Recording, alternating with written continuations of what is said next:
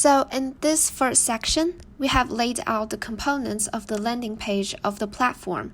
It will start a description of the project and introduction to the people involved in building it.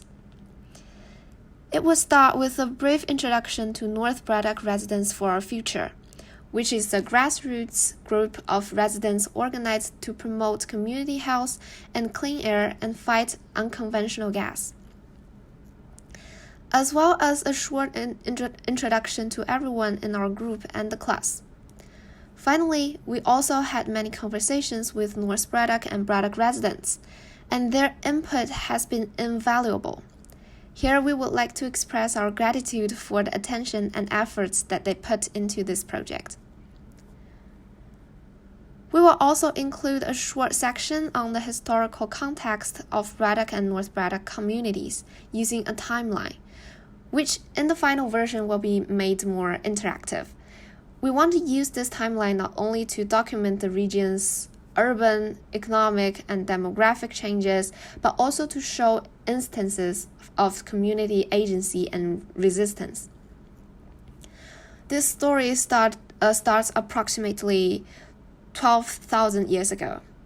The Middle Crout rock shelters and the historic village, which is one of the oldest archaeology sites in North America, was found 12 miles outside of Pittsburgh.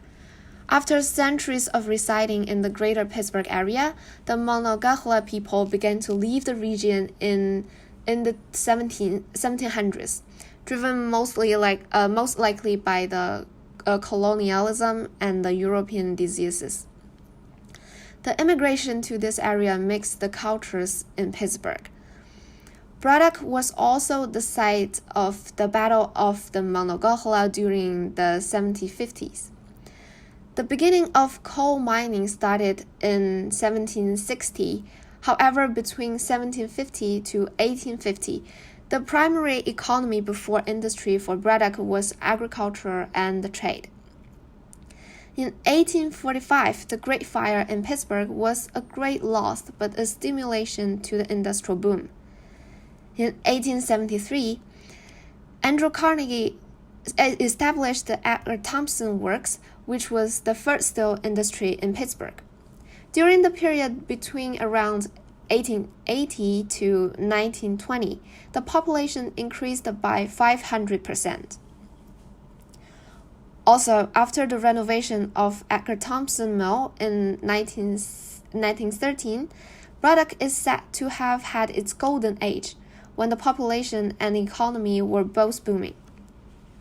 But conflicts between industry and labor still went on. For instance, the Homestead Strike in 1822, the Great Steel Strike in 1919, and the further struggles in the steel industry.